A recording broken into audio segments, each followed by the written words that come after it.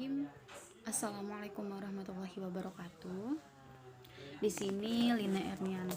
sini saya Lina Ernianti dengan NPM 1811010186. Di sini Lina mau sedikit menjelaskan mengenai pendidikan karakter. Nah, jika kita berbicara pendidikan karakter, itu pasti terkelibat di pikiran kita pertama kali itu adalah perilaku. Karena dia karakter gitu, ada perilaku gitu kan. Nah, pendidikan karakter itu juga bukanlah sebuah isu belaka, melainkan itu memang sudah sejak adanya pendidikan. Nah, bahkan sebelum adanya pendidikan seharusnya, namun di dalam dimasukkan ke dalam lembaga untuk mempermudah mendidik lebihnya begitu. Karena selain dia mendapatkan pendidikan di rumah, dia juga mendapatkan pendidikan formal di sekolah. Nah, pendidikan karakter itu keberadaannya itu bersamaan dengan pendidikan. Nah, itu kan ditujukan untuk perilaku remaja. Yang mana memang ada sedikit perbedaan itu dalam metode pengaplikasiannya. Itu yang sedikit ada perbedaan cara-cara. Nah, namun tujuannya itu ialah karakter itu tadi, untuk membentuk karakter. Nah, di sini peran pendidik itu sangat penting untuk melatih, membentuk karakter peserta didik yang bagus, peserta didik yang memang memiliki karakter yang positif gitu. Karena karakter itu merupakan suatu hal yang sangat penting untuk peserta didik dalam menjalankan hidup. Nah, kenapa?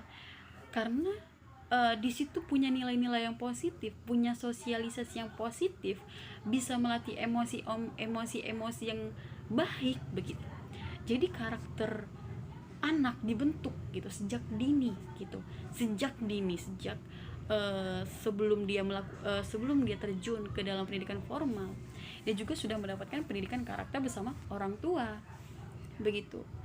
Nah, di sini bisa kita simpulkan bahwa pendidikan karakter itu ialah usaha-usaha yang bertujuan untuk membentuk nilai-nilai karakter bagi peserta didik atau anak-anak atau generasi yang dilakukan oleh pendidik begitu. Pendidik itu bukan hanya, kalau kita secara umum, pendidik bukan hanya yang bergelar, namun sesuatu yang bisa membentuk karakter banyak sekali. Lingkungan pertemanan keluarga gitu. Itu adalah pendidik yang membentuk karakter dari anak itu sendiri gitu. Nah, jika kita berbicara pendidik gitu, jika kita mengenai pendidik begitu, itu pasti ada dalam pendidikan formal. Nah, mengapa pendidikan formal itu mengharuskan adanya pendidikan karakter? Karena di situ selain memberikan teori-teori, di situ ada materi, di mana materi itu memiliki nilai-nilai positif untuk karakter peserta didik. Makanya pendidikan itu merupakan keterkaitan antara pendidikan karakter itu sendiri gitu. Karena di dalam materi-materi tersebut yang diberikan lembaga pendidikan itu bersangkut dengan nilai-nilai untuk membentuk karakter dari peserta didik itu sendiri gitu. Nah, di dalam lembaga pendidikan, pemerintah pun sangat menganjurkan gitu, walaupun memang tidak ada mata pelajaran yang mengatasnamakan pendidikan karakter, namun di semua mata pelajaran itu pasti ada nilai-nilai yang diberikan yang dimana itu tujuannya untuk membentuk kepribadian atau karakter dari peserta didik itu sendiri begitu. Oke. Jadi nomor 2 itu mengenai metode yang dipakai seorang pendidik dalam kehidupan sehari-hari ya, yang real. Nah, itu ada metode yang namanya metode pemahaman. Nah, metode pemahaman ini merupakan metode yang diberikan dalam materi-materi yang itu memberikan nilai-nilai karakter peserta didik gitu. Jadi di situ ada pemahaman, dilakukanlah sebuah pemahaman gitu. Selain di situ jadi artinya memberikan materi yang dimana materi tersebut mengasah atau memahami nilai-nilai positif untuk karakter itu sendiri, untuk membentuk karakter itu sendiri. Kemudian yang kedua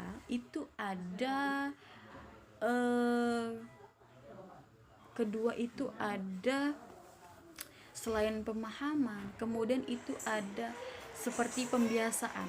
Jadi di sini seorang guru itu contoh real di kelas pendidikan karakter, atau bisa dibilang membentuk karakter yang baik, itu seperti piket. Nah, piket itu merupakan suatu hal yang dimana itu bisa membentuk nilai-nilai positif dengan karakter yang baik gitu. Dia di situ punya sisi tanggung jawab. Di situ kan semua peserta didik di dalam satu kelas misalnya itu kan diberikan hari di mana dia punya tanggung jawab untuk piket. Nah, jika tidak dikerjakan, maka itu termasuk melanggar tanggung jawab, atau bisa dibilang dia tidak amanah dengan tanggung jawab tersebut gitu. Itu suatu hal yang sangat dasar di kelas untuk membentuk karakter itu sendiri, peserta didik itu sendiri. Kemudian di sini ada pengulangan.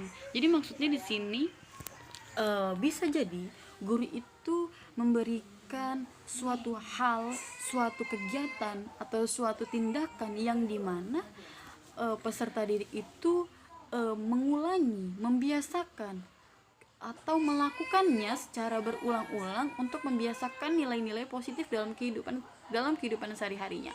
Selain dia piket, kemudian dia membersihkan papan tulis, atau jika ada guru masuk itu papan tulis itu dihapus tuh gitu. Itu suatu karakter yang baik, berarti dia punya sisi peduli, seperti itu kan, punya sisi peduli gitu. Karena ada sih yang murid yang guru kan bisa ngapus sendiri gitu, karena dia yang nulis, jadi dia mungkin berpikir bahwa dia yang ngapus gitu kan. Jadi ya itu suatu hal yang memang. Nah, kemudian di sini kalau berdasarkan pengulangan dan pembiasaan itu guru mempunyai kesepakatan gitu. Jadi di situ diterapkan nilai-nilai positif yang dimana di situ membentuk karakter seperti harus dibiasakan salam, senyum, sapa gitu.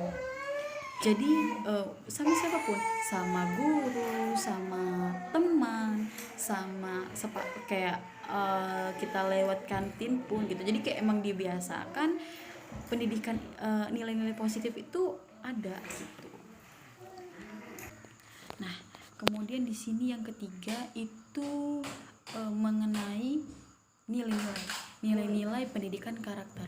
Nah, nilai pendidikan karakter itu religius, kemudian jujur, disiplin, kerja keras, toleransi, demokratif, kemudian damai, komunikatif, yang dimana bisa menjaga komunikasi gitu. Terus di sini peduli lingkungan, peduli sosial, mandiri, kreativitas gitu kan.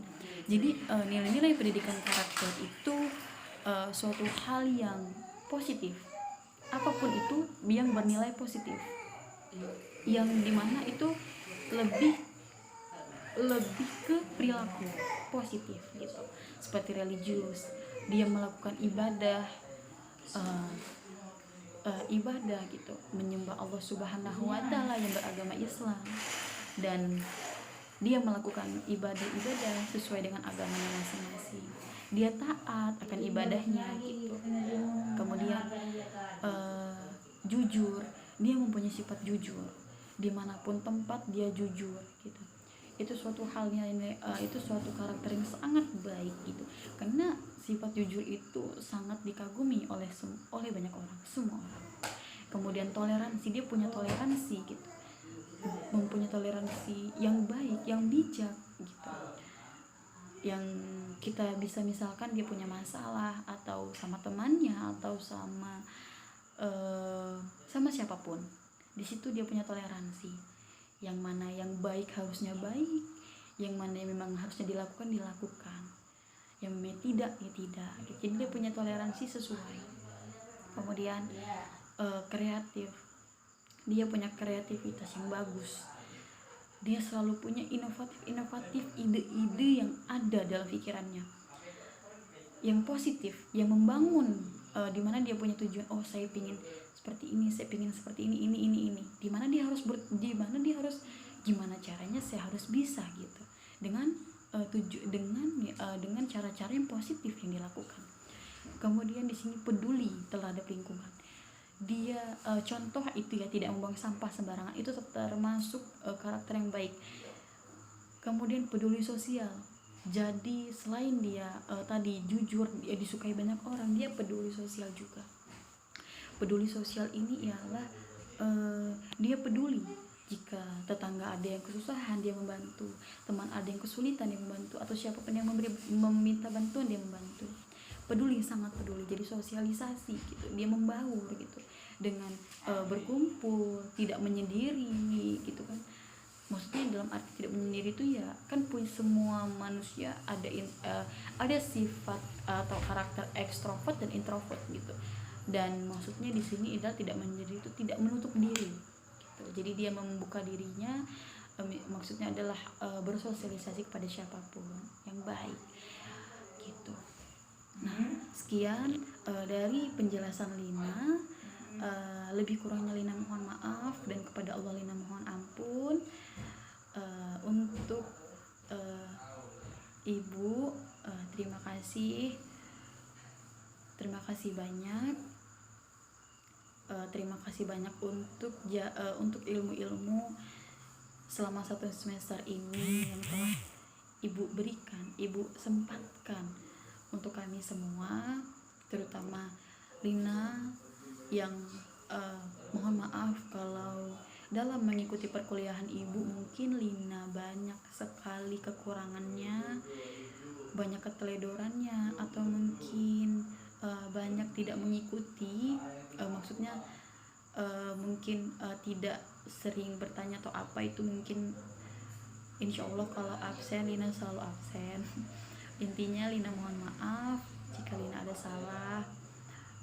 Dan Lina sangat-sangat berterima kasih kepada Ibu yang tidak pernah lelah, yang tidak pernah mengeluh dalam keadaan apapun untuk mengajarkan ilmu kepada kami. Semoga apa yang Ibu sampaikan itu sangat bermanfaat buat kami, terutama untuk Lina, dan menjadi ladang pahala juga buat Ibu. Semoga bisa ketemu lagi Ibu walaupun kita daring. Semoga kita bisa ketemu, dan salam sapa. Terima kasih Ibu. Sarangi.